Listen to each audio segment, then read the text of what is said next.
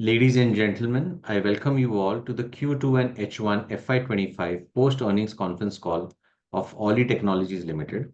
Today on the call from the management team we have with us Dr. Ajay Mia, Managing Director, Mr. Rajiv Tyagi, Executive Director, Ms. Ritu Sood, Executive Director, Mr. Sandeep Jain, Chief Financial Officer, and Mr. Sandeep Salman, Head Cloud and Managed Services. As a disclaimer, I would like to inform all of you that this call may contain forward-looking statements which may involve risk and uncertainties. Also, a reminder that this call is being recorded. I would now request the management to detail us about the business performance highlights for the quarter, the growth plans and vision for the coming years, post which we will open the floor for Q&A. Over to the management team. Thank you very much, Vinay, and greetings to everyone who's on the call. It's always a pleasure to meet you at least once in a quarter. Let me switch quickly to the presentation that we have, and then we'll open it up for conversation.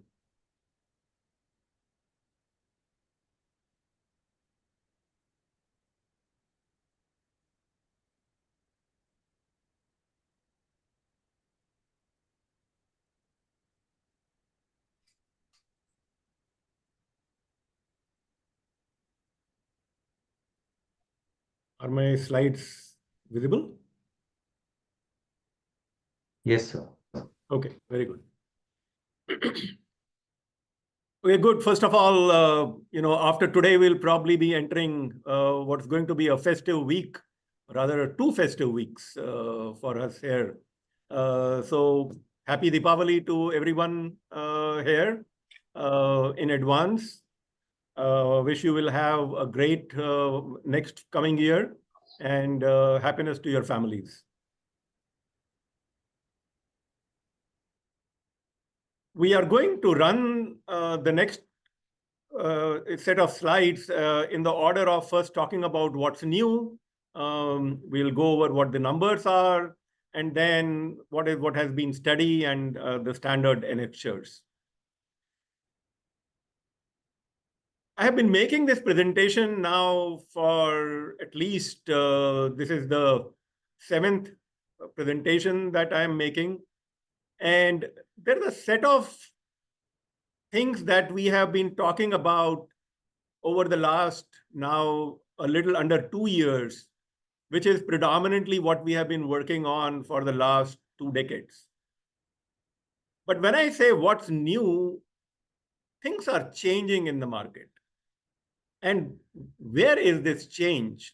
That's what we want to have a little conversation about. So what's new?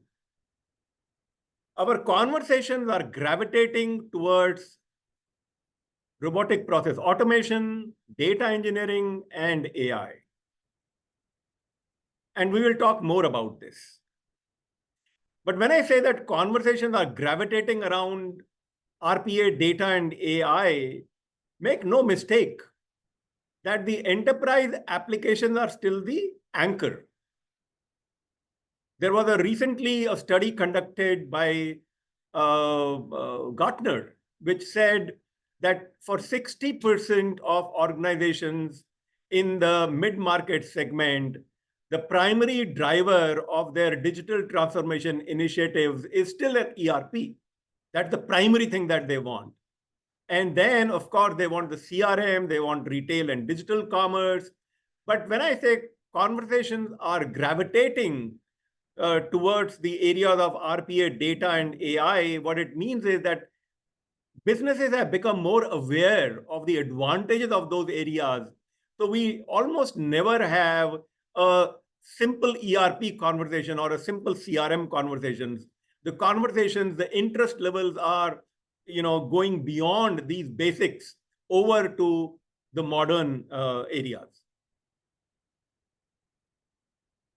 In the context of this, many of you who have attended my past meetings would remember this slide, and our primary set of these 6 offerings stay relevant.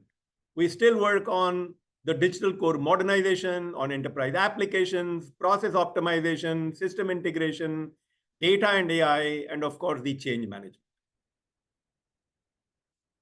We still work on substantially on the Microsoft stack, but we work on the full stack.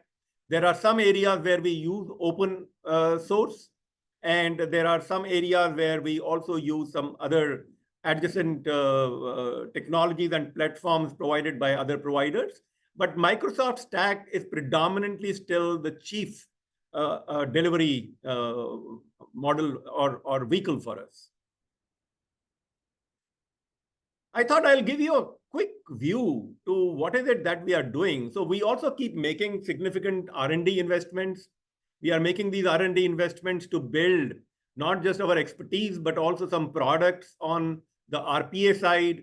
We have been extensively using Copilots and Copilot Studio to help our customers leverage the new technologies and do more.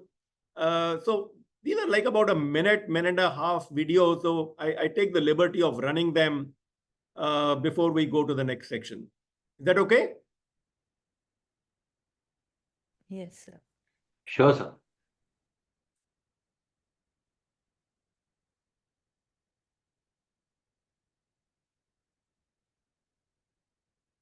Welcome to our video on how robotic process automation, or RPA, is streamlining item creation in your ERP system.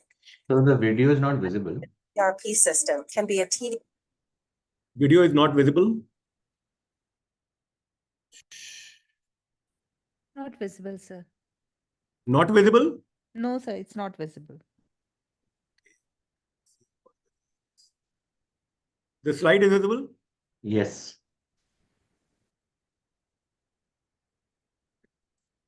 Stop share and see if I need to do something.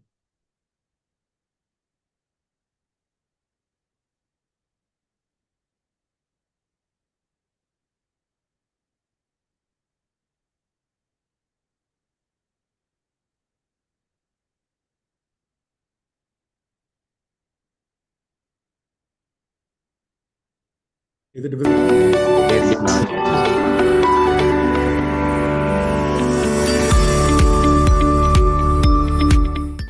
Welcome to our video on how robotic process automation, or RPA, is streamlining item creation in your ERP system. Creating items in an ERP system can be a tedious and error-prone task. It often requires inputting detailed information across multiple fields, scraping information from internet, etc., leading to delays and inaccuracies. Let's dive into how RPA can revolutionize item creation in your ERP system. Here's how the RPA process works. The RPA bot collects item data from various sources, such as spreadsheets and web portals such as Amazon, Walmart, etc. The bot validates this data against predefined rules to ensure accuracy and completeness, checking for any discrepancies. Once validated, the bot logs into ERP and opens the new item creation tab and start to automatically input the item details, populating all necessary fields without manual intervention.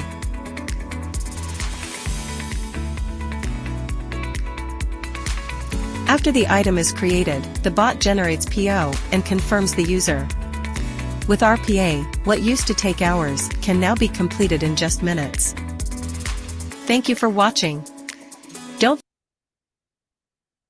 So that was a sample RPA process, and obviously there can be very sophisticated ones. We have just picked up a simple one to show how it works.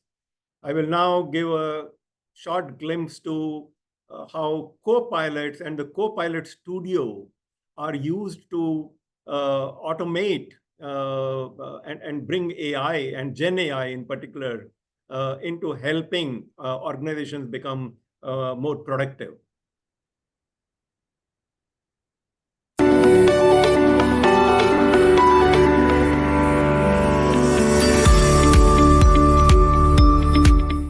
Hi. I'm Smart Genie, Alitech's own Gen AI-powered virtual assistant. I will show you today how I can automate some of the routine organizational processes, thereby reducing human effort and enhancing customer satisfaction. Today we'll see how I can power your HR self-service desk to streamline and automate your HR inquiries. In any organization, employees have so many HR questions, but finding the right answers often becomes tedious, if not overwhelming. Meet Smart Genie, your HR copilot. Let's see how I can assist with common HR questions. How many sick leaves do I have in a year? How do I apply for leave?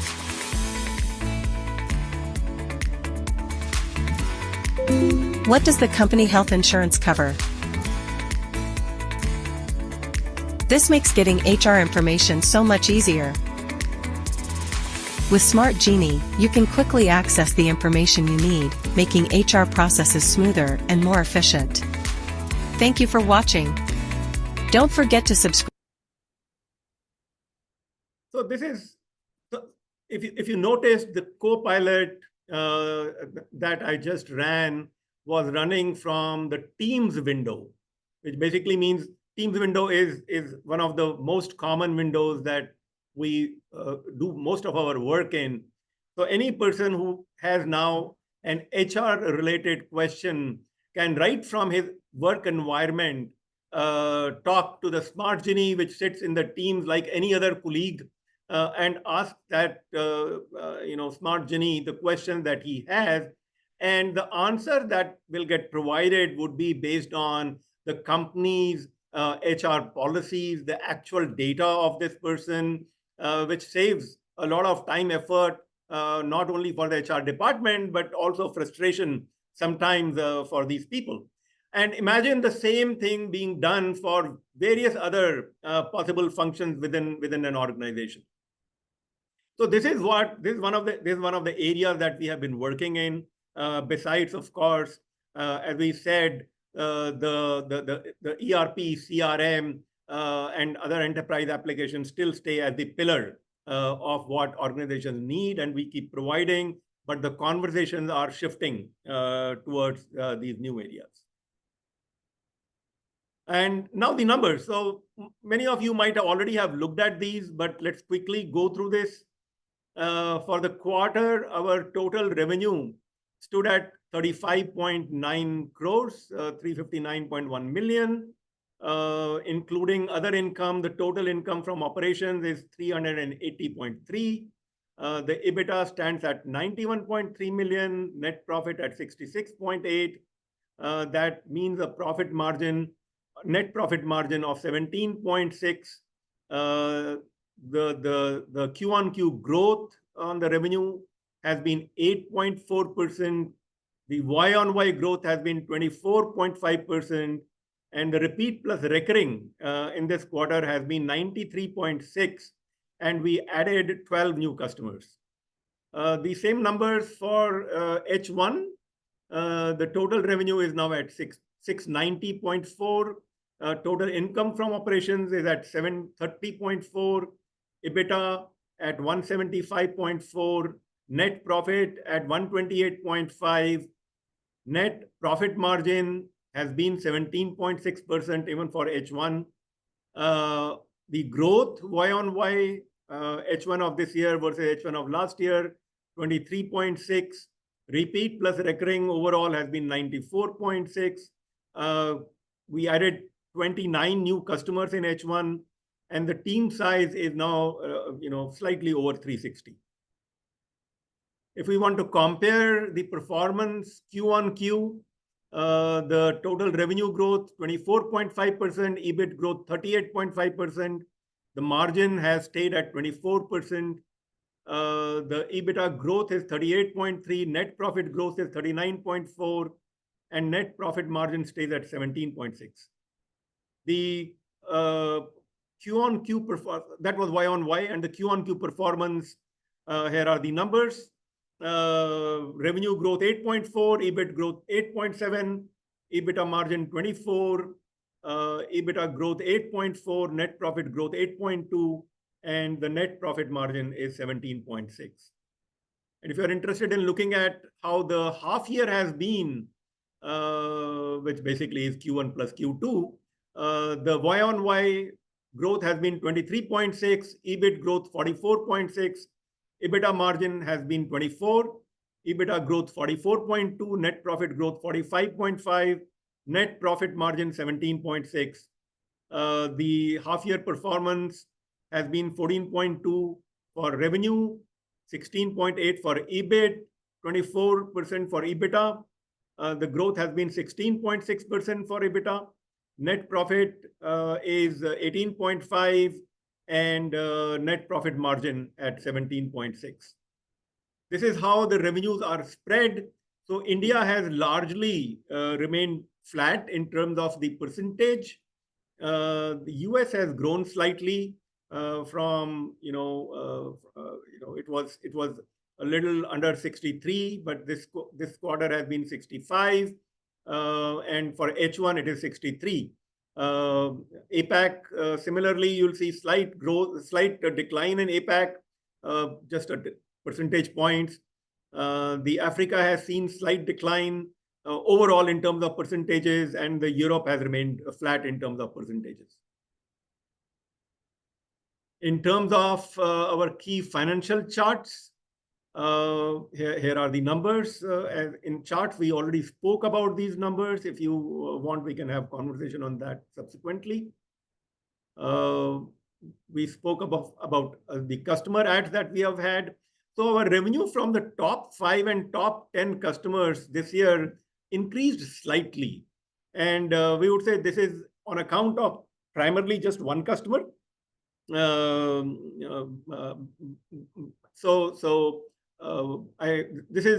increase is not an indication of any change in trajectory, but my guess is that we will go back to our earlier percentages in the next half year, if not the next quarter.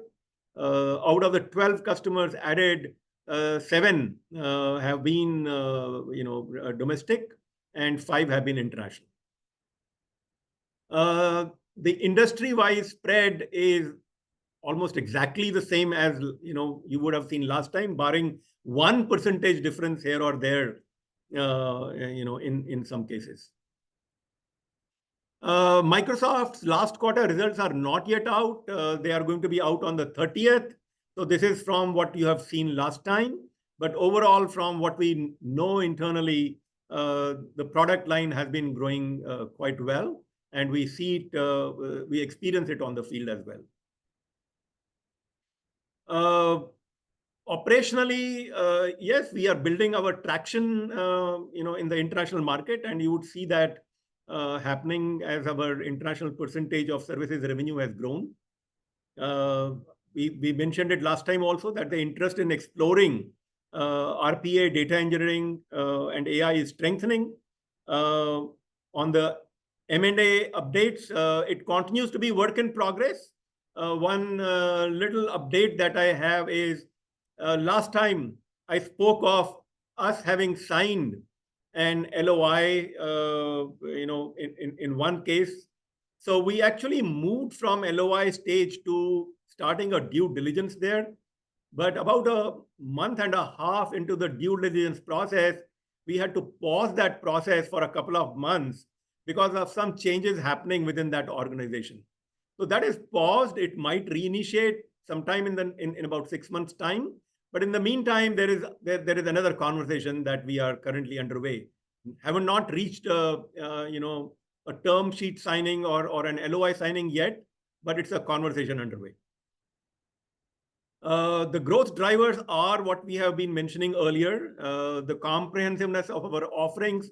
We have been speaking about it for this entire period since our IPO, and it is showing results now. As you have seen, we don't do just ERP, CRM, because we do other offerings, including RPA, data, and AI. That's giving us more wallet share from existing customers, and that's opening up more conversations for us. Microsoft Business Worldwide is doing well. Our international focus continues. We continue to invest in our IP-led solutions, and we continue to work on our inorganic growth drivers. This slide is falling under what is steady, but if you remember, there are at least 2 changes on this slide. One change is that our number of customers now, because we had been using this number of 900, and since then we added nearly 100 customers. So our customers count is now about 1,000. our team strength has grown to about 360 now, a little bit higher. This slide is the same. This slide same. The board of directors continue. The lead management is the same. And then we have the standard annexures, which you can see. It's uploaded on NSE, will get uploaded on our website as well.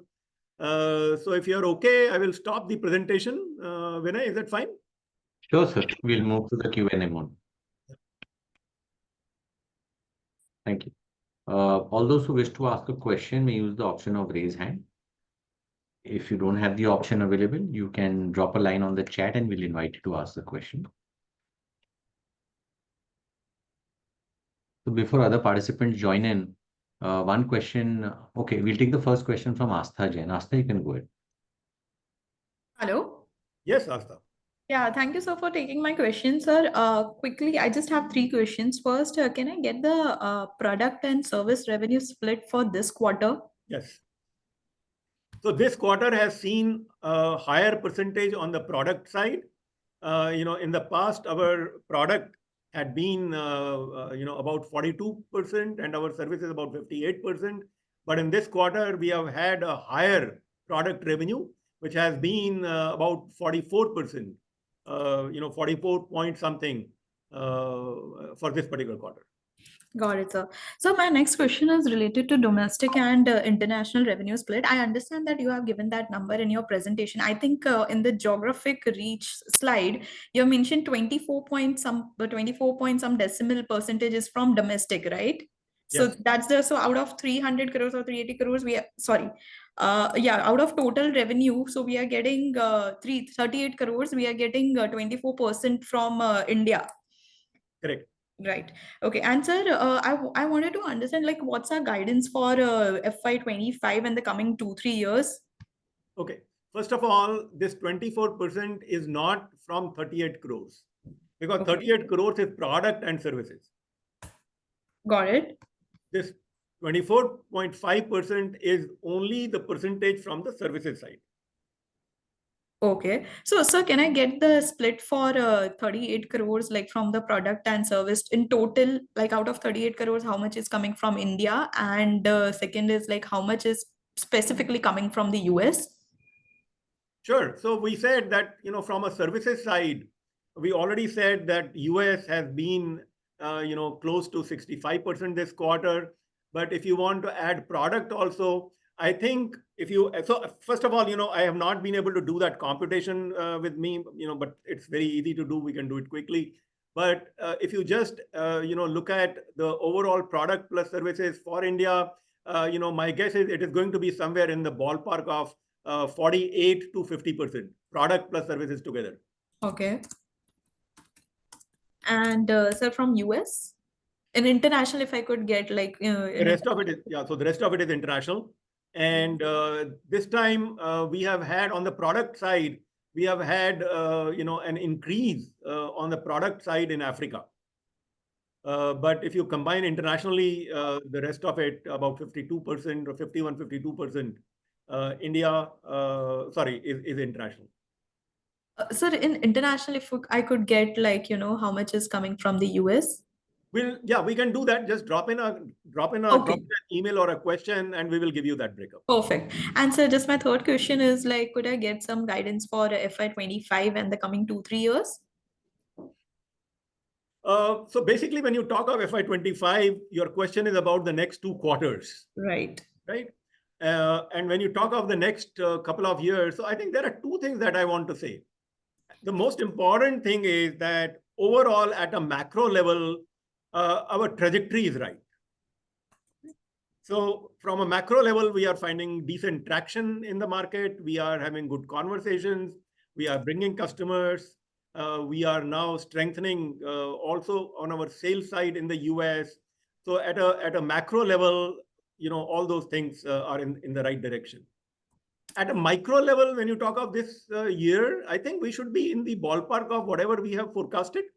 But when you get into details, for example, since you asked this, if I look at Q3, for example, now usually Q3 sees some level of pressure because of holiday season. Now in India, the next 2 weeks are going to be Diwali. Then in the US, there will be Christmas, there will be New Year. So sometimes what happens is that some billing either gets delayed or some work doesn't happen for a period of time. But these are all temporary things which happen, just based on, that time of the year. But otherwise, we should be, in the direction that we have, always been talking about. Okay. And even the margins to remain in the similar lines or maybe some improvement? We expect them to either stay similar or if not improve. Okay. Thank you so much, sir. That's all from my end. Thank you. We'll take the next question from Kumar Saurabh. Kumar, you can go ahead, please. Hello, sir. Hope I'm audible. Hi, Kumar. Yes. Yes, absolutely. Yeah. So, sir, I have first congratulations on the good show. Though I have been tracking the company for quite some time, this is the first time I'm attending. So, sir, one question is on some of the products you have built, and one you have built in the education sector, the ERP product. And I think 1.5 years you started with one Indian client, and it was, I think, one of the biggest client, if I remember, Manipal. And I think few quarters back you were able to sell to one of the international clients. So, how does this product selling trajectory works? It's like the more number of clients you work, the more successful you will be. So do we expect the education ERP product to do well, given now we have proven to one domestic client and one international client, and how it should pan out in next 3, 4, 5 years, and how it is going to impact the revenue and margin? Sure. So first of all, it's not only one domestic customer, right? So I will. So I think the right thing to do would be to have Rajiv respond to this. Rajiv? Yeah.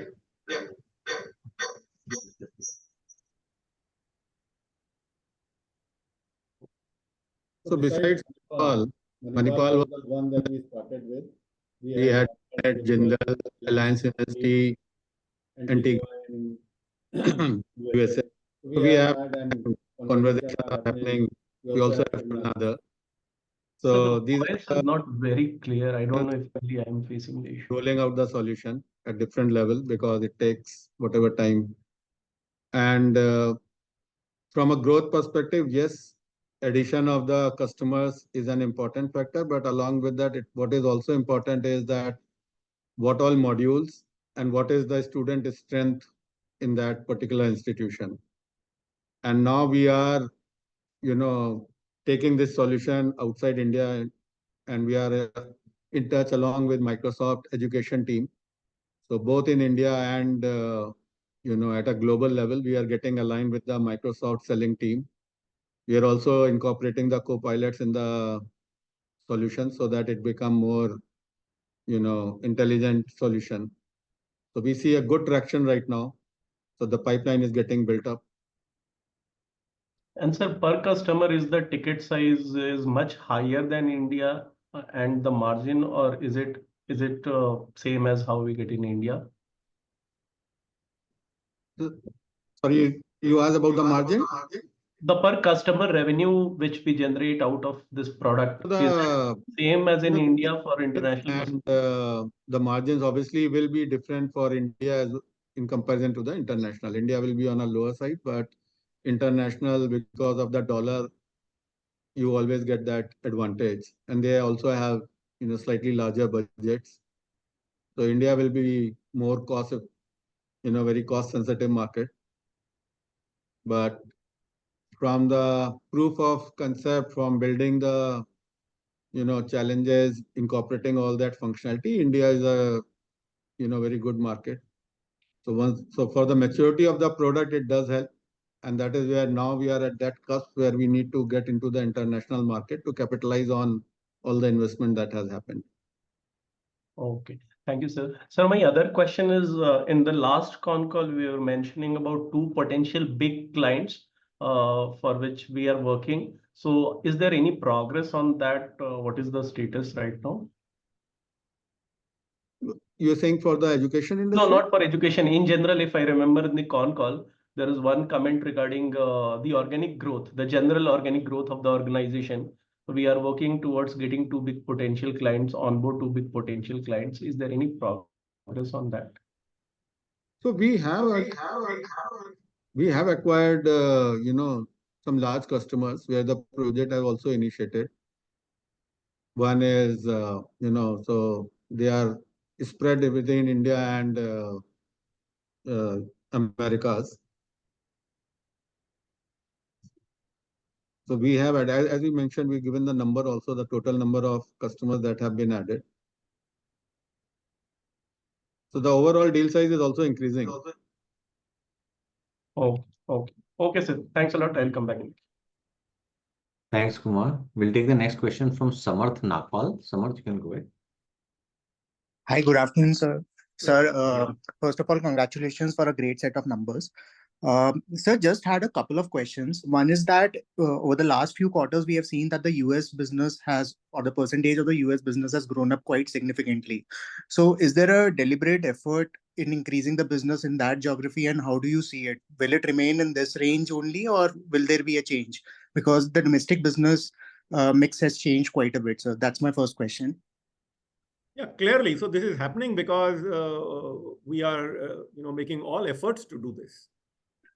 Yeah. So, sir, my only thing was that is it that we might see a change in the mix in the future, or is it a one-off phenomenon, or is it a gradual shift to the other economies, or possibly the US economy, and the trend will continue? Well, you see, majority of our focus right now is in the US. So I cannot say that we will have a similar change happening in Europe unless we make efforts for doing that change in Europe. Sure, sir. At the moment, our entire focus, I would say, is in US, and some focus is on Africa. And Sure, other sir. things happen along with it. Yeah. Okay, sir. And sir, another thing is that the repeat percentage, as you pointed out in this quarter, has been fairly high. So is it fair to assume that we have added the customers as well, and during the course of the year, this percentage will, streamline, or maybe it will not be very dependent on the top customers only, or on the repeat customers. So is it fair to assume that? Well, we want our top customers to stay, and we want all our existing customers to stay. But we would be happy with this percentage. If this percentage goes down a little bit, a couple of percentage points in single digit, then it would only mean that we are doing so. It's a balancing act. If this percentage goes down a little bit, then it would mean that we are doing more new customer acquisition. If this percentage goes up a little bit, then it would mean that we are doing more from existing customers. So both of them are good scenarios in their own capacity. So we want to be able to balance it out.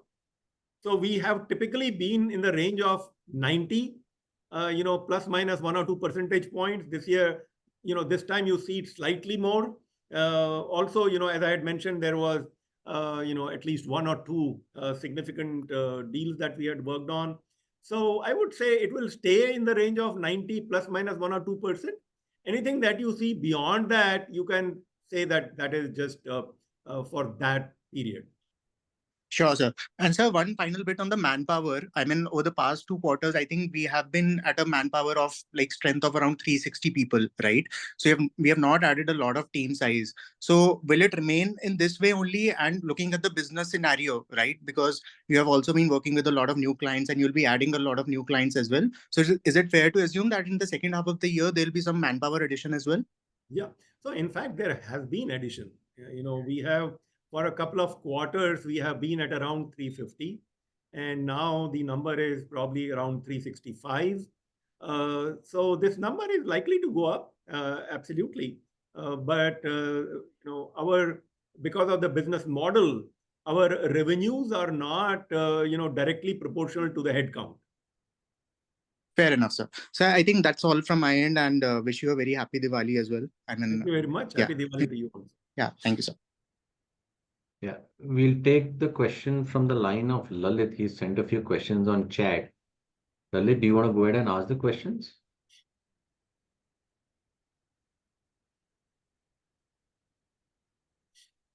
I'll ask the questions on his behalf. Okay. Good to see a decent number of clients being added continuously. Are we seeing an increase in the size of these customers? So I would say some customers become, large, but obviously it's not that all customers become large at the same time. But every quarter we would have some customer who would have gone, significantly more than some others. So that's what we saw in the last quarter. yes, we definitely did have a couple of customers who were significantly larger than the average customer size that we would say. Yeah. But I think the more important point here is that with the increase in the breadth of our offerings, we are now not doing just ERP, CRM. We are bringing other elements in, the elements of RPA and data and AI, other pieces of Azure, managed services. So this is what enables us to get a higher wallet share from the customers. So, some things could be, so sometimes a quarter is too short a period to make an assessment. But as I said at the beginning, our trajectory is right, and we will see higher wallet share from several customers happening over the next year. The second question is, would you be able to throw some light on how the billing rates are moving? Well, absolutely. And, I would say that at the moment, if you look at the average industry, billing rates, let's say for the US, for a lot of offerings, including what we do, the billing rates hover somewhere in the ballpark of $25 per hour. You would find providers who will do also $20 or sometimes 17 or 18. You will find some who will do a little bit more. But for us, the billing rates are higher. We have billing rates which are, depending on what we are doing, in some cases we go to 50, rarely 55, but, very commonly between 35 and 40. It depends on the size of engagement, the skills that we need there, the complexity there, the volume, and so on, and also the geography.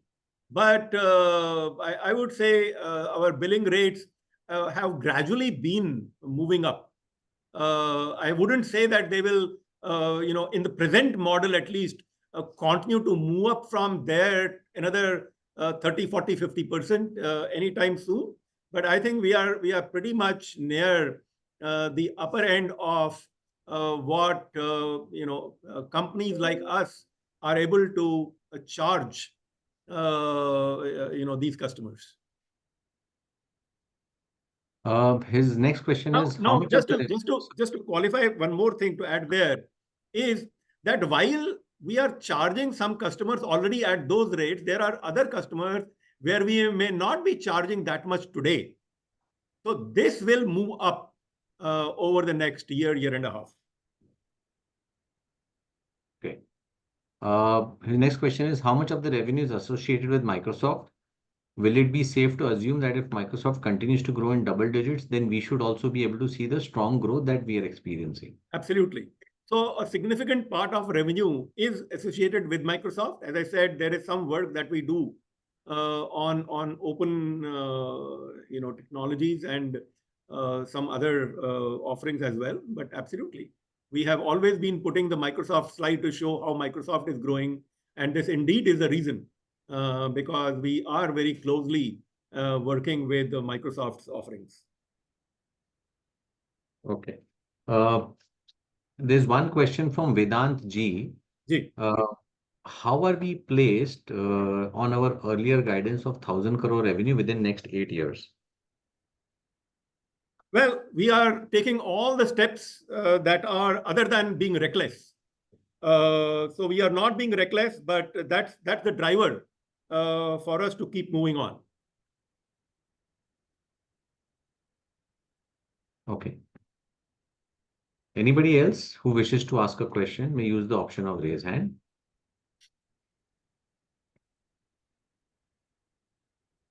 Pradyuman Chaudhary, you can go ahead.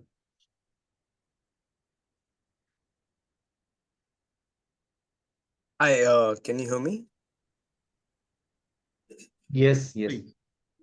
Yeah, so sorry I missed the bit on billing rates. What would be our billing rate right now on an average? It's a little I would say it's a question, the answer to which will provide you no information at all. Because if you look at billing rate in India, it's very different from billing rate in US. You look at billing rate on something which is AI versus billing rate on something which is managed services. They will be very different. I think if you avoid a generic question, if you ask me something which is closer to what you want to ask, I will be able to give you a better response. No, I was just trying to understand in terms of how much I understand we are a smaller company, so to a certain extent there'll be limits on uh, our billing rates versus what some of our larger peers do. I Well, I just don't wanted think you to have. get some. Wait a minute. I don't. I think okay. You already mentioned that you missed a part of my last response. Yes. So, in fact, what you are saying is not the case. In many cases, our billing rates working from here in India are very, very competitive, if not more at times, compared to some of the tier one companies, maybe like a TCS, Infosys, and so on, because they do this work as a volume. We do this work as a boutique shop. We are specialized. So, to answer your question, our billing rate spectrum varies. If you look at India, for example, maybe the billing rate in some cases is as low as equivalent of maybe $15, $18. But in US, it can go to $50, $55. All right, very clear. And so, secondly, I understand right now we are at a scale where sticking with Microsoft itself would lead us to a much larger scale. And I understand that Microsoft stack is doing very well globally. So that's why we also tend to work with Microsoft more. We are not sticking to them, but we tend to work more with them. But and from a longer term strategy, do we have plans to diversify more? Because it's always helpful to hedge our bets, right? Sure. So I will repeat what I have mentioned in some of my past calls. If you look at our overall set of offerings, we work on, let's say, enterprise applications. We work on these areas of, let's say, digital commerce, data and AI. When it comes to enterprise applications, the suite of offerings from Microsoft, be it the ERP, be it the CRM, for that matter, be it the Azure and Azure Managed Services, be it the various other data engineering pieces offered by Microsoft on Azure, they are amongst the best of the breed. As a result of which, we do not find a need to go and pick some of these solutions from another vendor. Because our approach always is to provide a solution to a business issue rather than go with a set of offerings to sell and tell him that, we will give you what you want. And, about 95%, I can safely say, of all our revenue, if not maybe 96 or 97, is driven, has Microsoft at its core. Some part of the overall technology stack is at its core.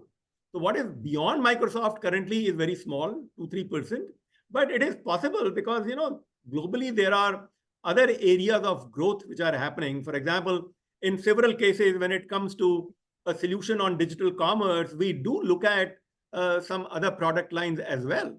So we, for example, in some cases would look at a Magento. We would, for example, look at a Shopify. Similarly, when it comes to data and AI, there could at times be solutions which are non-Microsoft. But guess what? A lot of non-Microsoft solutions are also hosted on Azure. So you could actually be buying them from Azure because they run on Azure, right? Even SAP runs on Azure, right? So somewhere when you use these solutions, you are, anyway, then using the Microsoft platform. But these solutions themselves could be from companies other than Microsoft. Understood. That was very helpful. Thank you and all the best. Thank you. We'll take the next question from Suvendra. Suvendra, you can go ahead.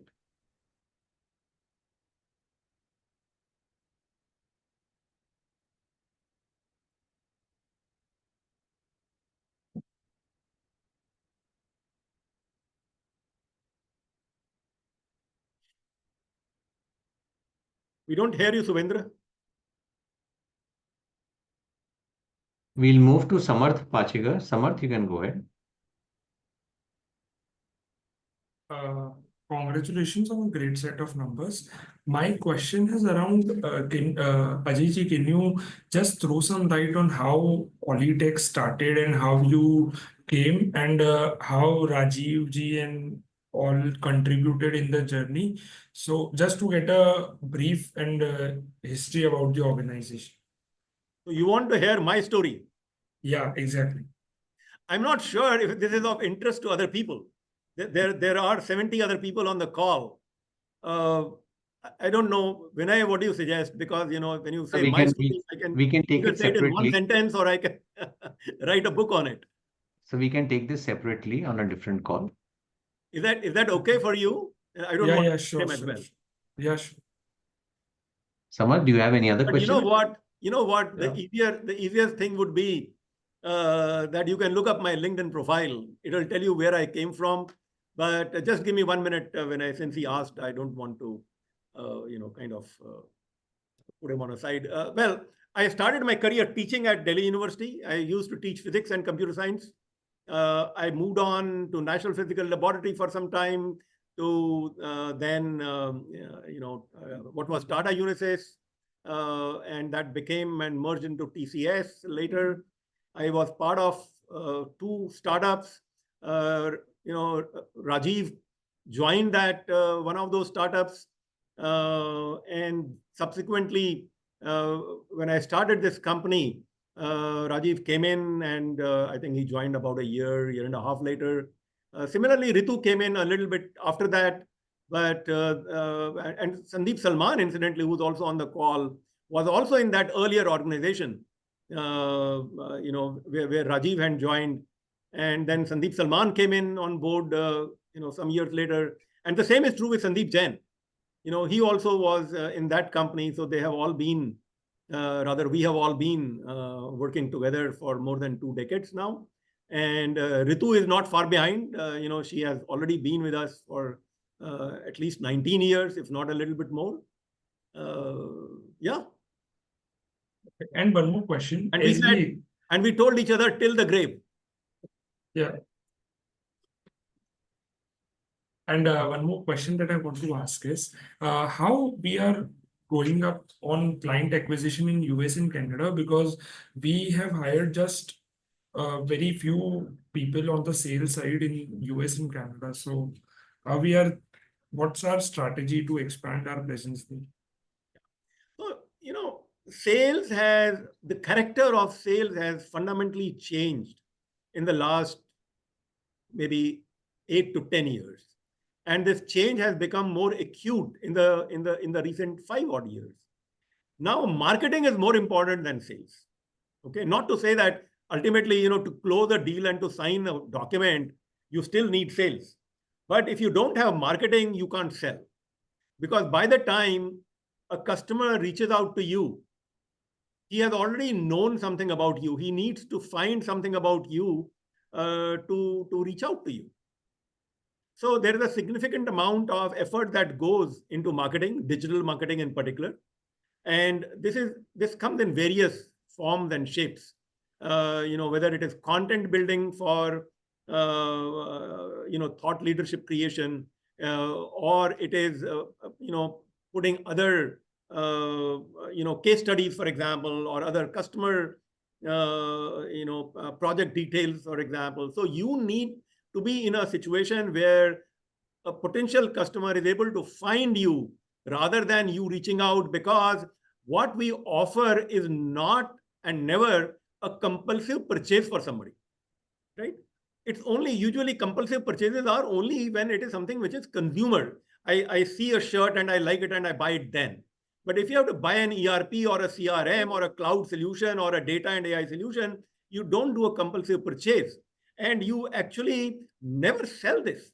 The other person has to buy it. To buy it, he has to know that this is really what is going to help him. It is going to help him increase his return on his profitability, his revenue, his competitiveness. He wants to see his return on that investment. So you have to look at the whole ecosystem from that eye, and you have to contribute to that ecosystem. And that is what happens. So our salespeople's job often is to engage in conversation to close an opportunity that has come. The responsibility of creating those opportunities comes basically to our marketing initiatives.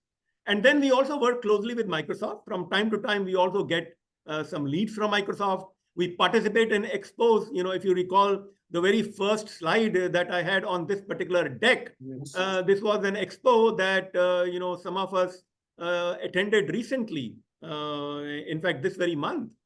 This was in San Antonio, Texas. And we keep engaging in these kind of activities for increasing brand awareness, for increasing our digital presence. So that is how it happens. Yeah, sure. Thank you so much. Happy Diwali to all the team. Thank you very much. Happy Diwali to you also. I'd like to call back Suvendra. His voice wasn't audible before. Suvendra, you can go ahead. Hi, sir. Hi. Am I audible? Yes, Suvendra. Yes. Yeah. Hey, sorry. Previously there was some mic issue. Congratulations on the good set of numbers, sir. And my question is, yesterday, along with the results, there was a disclosure you have mentioned about the deviation and variations, right? Maybe can you little bit explain more about what is that all about? Sure. It's pretty simple. We raised that IPO money, and those funds have been bracketed in a certain manner, and that is the manner in which are governed by how SEBI, regulates that IPO money be bracketed. Now, if you want to change the usage of that money, then you need, a shareholder's approval to do that. That is what we did at the time of AGM. So we basically said that in the situation that we are making an acquisition, we would need more money for that acquisition than what has originally been allocated. So the change has been that we have said that funds which are lying in one pocket, if they are needed for something which the organization is keen to work on, then we have the ability to use that money. So this is what was done as part of AGM. But to date, there has actually not been any deviation. We have continued to spend the funds in the original brackets that they were allocated for, and only some part of it is spent. The other is still left, because we do intend to spend most of this money on our inorganic expansion. Okay. So can we also assume that because this is all prep work for the future acquisition, right? Absolutely. Okay. Thank you, sir. That's all. Thank you. All the best. Thank you. We will take the next question from Paras Chheda. Paras, you can go ahead. Yeah, hello, sir. Pardon me if this has already been answered. I joined in late. Is there any progress on that US acquisition opportunity, or for that matter, any other acquisition opportunity? Because the business seems to be doing quite well. Yeah, the only kicker now needed is, I guess, an opportunity, to grow inorganically. So just wanted to have an update on that. Absolutely. So I did actually speak about it. So in the last call, I had mentioned that there is one LOI that we had signed. We were actually able to make progress in that case, and we actually had started the due diligence process. But a couple of weeks into the due diligence process, we have paused it. And we paused it because that business had some internal issues that they wanted to resolve first before restarting the due diligence. So we can safely say that this process is paused for anywhere up to 6 months or so. So we will basically reassess it at that time. And if all seems okay, we will restart it.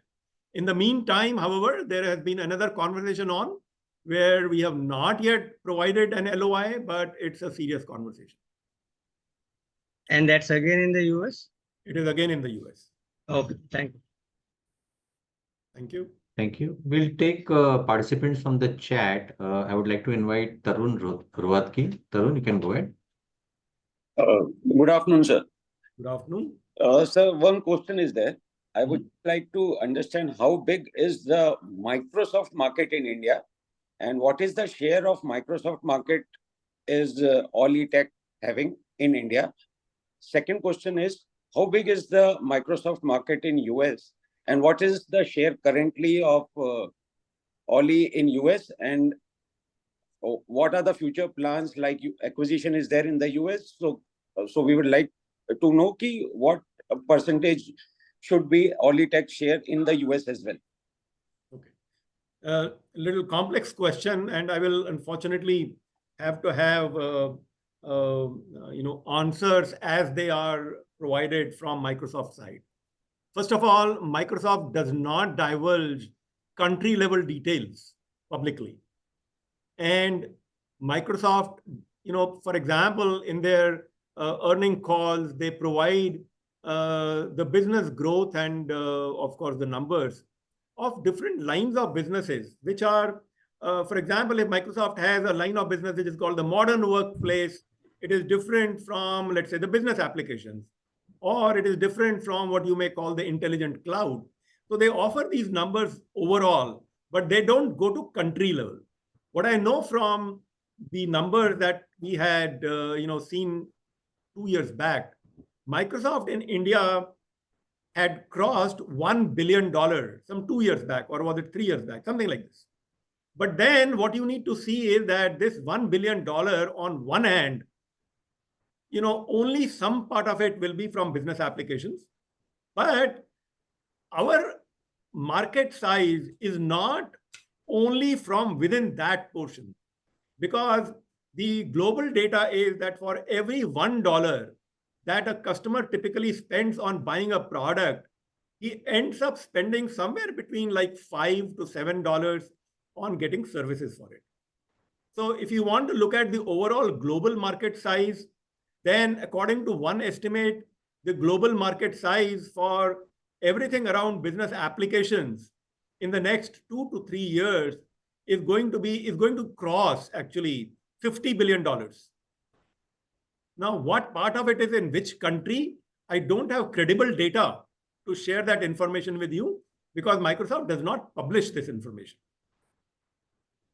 Thank you, sir, for this answer of yours. I just want to know is only technology, the overall business is only services or it is product as well? Okay. So it is product as well. And our the product has been between 40 to 45% of our overall revenue. The remaining is services.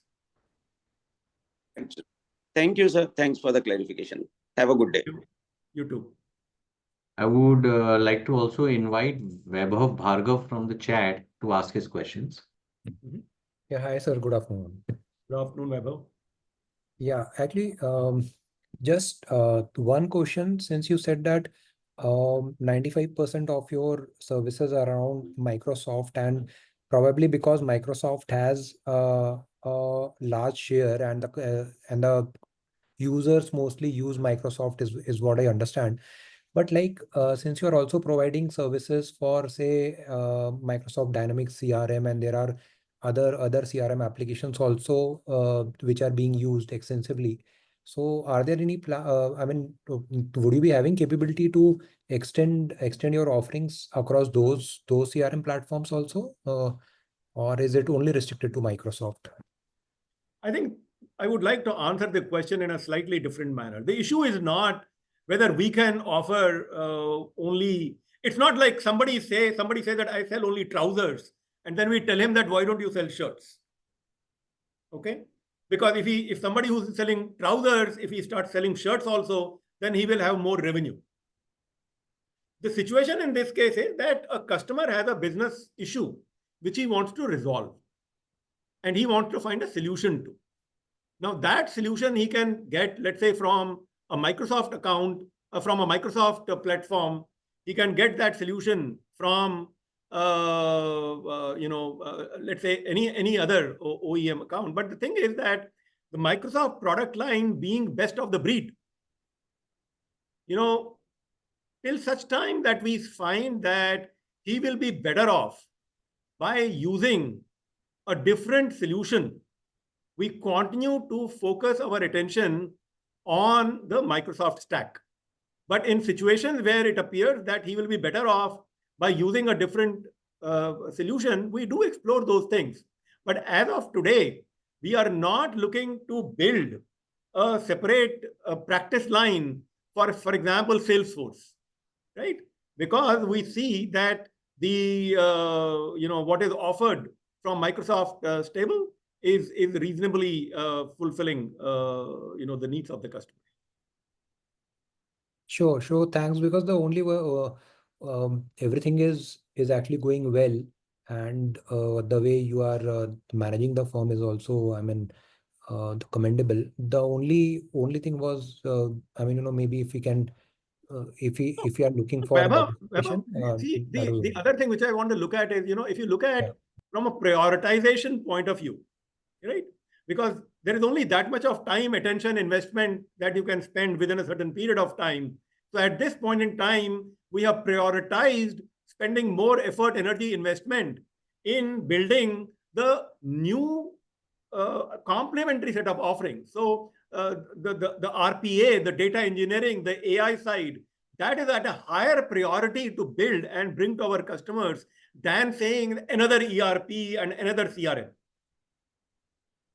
Understood, completely understood. Thank you so much. Thank you. We'll take the next question from Akshay Bhade. Akshay, you can go ahead.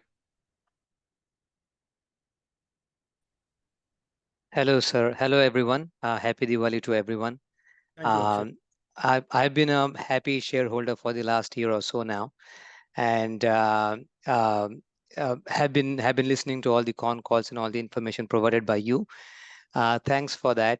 My question is from a different point of view, because I'm a software developer myself, and right now in Sydney, what I'm seeing is the Gen AI and the RB and the other stuff that is automating a lot of basically managed services side of things and the support side of things. How do we see from the business point of view, how do we see the next 5 to 10 years panning in that area going forward? How is the business impact? How is the disruption shaping up? Do we see the I mean, to be honest, I'm not able to grasp that. So I just wanted to understand, how do we see that landscape going forward? Sure. So clearly, AI is as transformational and as fundamental a change as sometime back mobile was, or even if you go several years back as internet was. Okay? When computers came, let's say in the 80s or 90s, there was a fear that with computerization, jobs will go away, and the overall business will come down and so on. That didn't happen. The jobs changed. Okay. And as the jobs changed, more people were needed to do, but different things. Right. Similarly, when internet came, there was a paradigm shift. When mobility came, there was yet another paradigm shift. So we are in the middle, or at the relative start, I would say, of what is definitely going to be a paradigm shift. Now, the time when hundreds and thousands of programmers from India and around the world would write code, right? That is going to change, because now you have, for example, the Copilot available in GitHub, and that can write a lot of your code. But the code which is writing is something which is not anything, I would say, there's nothing magical about it. You already know it. It just automates this part of it. So the role of human will have to change. And this is also a fact that people and organizations who don't change will face significant impact. Yeah. So if you recall, think of the early 2000s, the Y2K problem. There was this whole set of COBOL programmers, who remained happy just doing COBOL, and they thought that the world is only around COBOL. Now, after Y2K, and some soon thereafter, COBOL kind of went away. People tried creating objective COBOL and so on, but it basically went away because the fundamental paradigm changed. There were times when we thought that everything is going to be only SQL because it is going to be only structured data, right? And then, around mid of the first decade here, then we said, no, it is actually the unstructured data which is more important. So you had then the databases which were handling the unstructured data. They have become more prominent. So all the data that you generate today, be it through an IoT device or the social media and all the kind of things which are connected, is none of that is structured data. It is unstructured data. So the people who don't change and organizations who don't change will anyway, extinguish. Right? So it is for the organizations and the people to take that call that what they need to change, in what manner they need to change, at what pace they need to change, and in what direction they need to change. Yeah, all those are great points, and thanks for elaborating so much, sir. So because Microsoft, I think, has shown that a very big elephant can adapt themselves. So that's a great thing. And now a follow-up question on that. So what could be the threats going forward for an organization like us, who is very adaptable right now? But what could be the threats going forward over the next 5 to 10 years for us not to achieve the target of maybe 1,000 crores of revenue that we have set for ourselves? Just trying to understand that. Well, the thing is that there could be external and there could be internal. Okay. Now, external is tomorrow, if there's a world war, hypothetically speaking, and God forbid if that happens, we don't know what will happen. Okay. So, but leave those things aside. But other than that, it's not just about us, any organization. Yes. If we don't change, the reason I started off with the slide of that conversations are gravitating towards RPA, data, and AI is because we see this and we are moving in that direction. Right? Now, all of these things, whether it is RPA, data engineering, or AI, they themselves will go through different stages of maturity in the times to come. So it is for us as an organization to, keep our ears to the ground, see how things are changing, to bring those solutions to our customers. If we keep doing that and keep doing that at a good pace, right, we may occasionally have some roughness on our path, but we will keep moving in that direction. And if we don't, then we will suffer. Yeah, perfect. Thanks a lot, sir. And all the best to everyone, and happy Diwali once again. Thank you. Thank you very much. Thank you. We'll take the last question for the day from Avik Vora. Avik, you can go ahead, please. Hi, sir. Good afternoon. Congratulations on building such a great company. And I almost got my answer from an earlier question that someone asked about the management team. Very glad to know that all of you were together for the last 20 years. So I just want to understand culturally, companies between X and Y, over a longer period of time, it's the culture that will differentiate between a winning company and a company that's going back and not being in a pole position.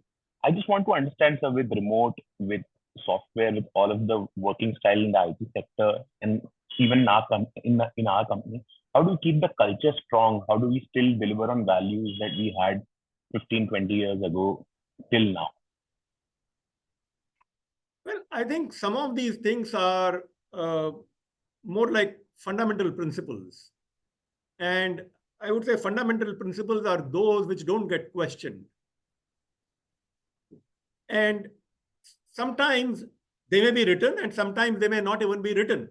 And things which are not written but sensed and felt, at the end of it are more strong than a set of principles or rules that you may write on paper. For example, despite the fact that we have spent most of our time working and servicing customers in India, and all of us know what the market is like, we as a company have never paid any money or any, I would say, favors to anyone on the customer side to win a business.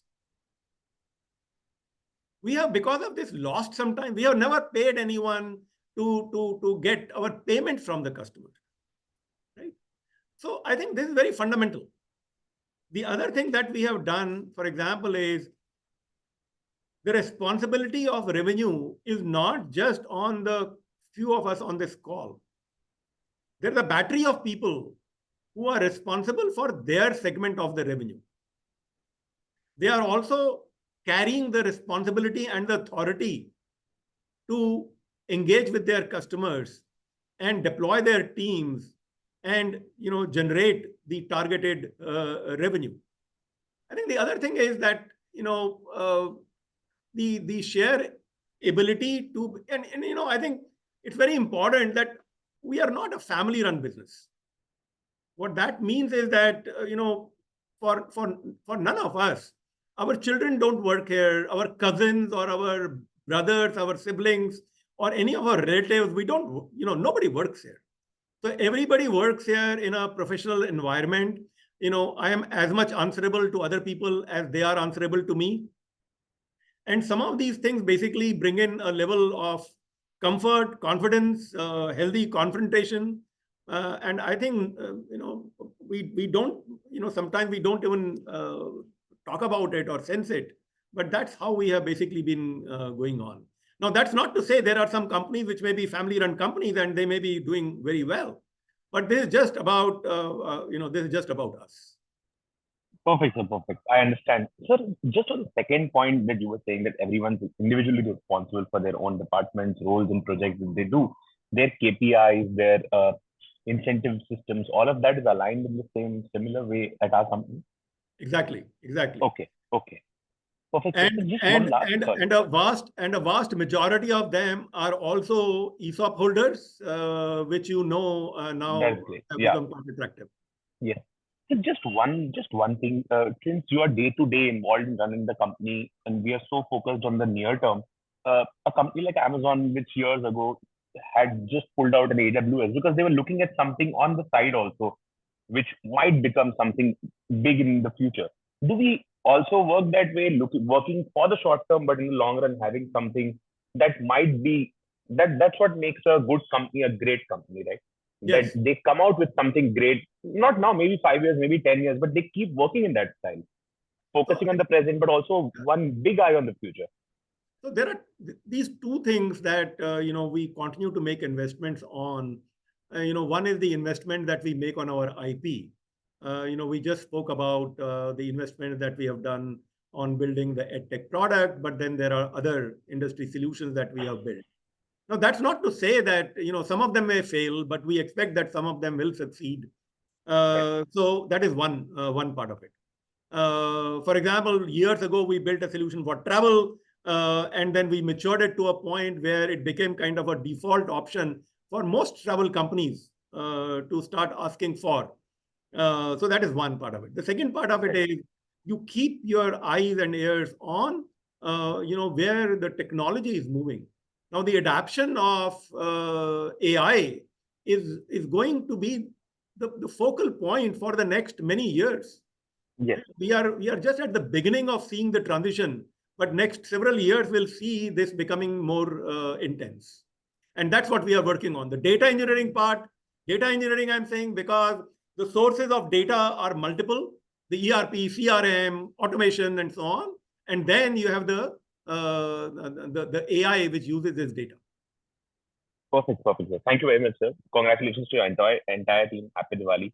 Thank you for the good work that you do. Thank you very much. We have one more question on a follow-up from Samarth. Samarth, you can go ahead. Sir, I just want to understand one thing. It's a very cultural question to the organization. We started our ESOP pool in 2009. When we were a very small company, we started off in 2006, around 2006 and all. So what was the reasoning and objective behind starting a pool of the management team at that time? And how do we try to inculcate the employees in the growth journey of the company? It's a very simple question, and the focus for us always was to create wealth rather than make money. And there's a difference between the two. And when we did an IPO, we already had a significant amount of cash on our books. But because we were looking at creating wealth, we said this is something that we need to do. So we created an ESOP trust. into which we actually spent money to buy some stocks to give exit to some of our then investors. We added to that, more, shares, closer to the IPO. We actually made our ESOP scheme functional, I think, in the year 2022, right? Or was it late 21? Because we did our first vesting in 22. So obviously the number of people had grown by that time, the pool had grown by that time, but it was just natural. It wasn't like a sudden decision. We always knew that this is what we had to do. If you ask me why, that I can give you that answer also, because in my past companies I had a lot of stocks which ultimately were not even worth the paper that they were printed on. So those papers went to the dustbin, and I wanted to make sure that that's not what happens here. Thank you. So it's a very wholesome answer which I got. Thank you so much, sir, for answering it. Once again, happy Diwali to all the team of Olitexian, I would call. Yeah. Thank you very much, Samarth. Yeah. Thank you. Thank you. That brings us to the end of today's conference call. We would like to thank all the participants for joining on the call and to the management team for giving us their valuable time. This brings us to the end of today's conference call. You may all disconnect. Thank you very much.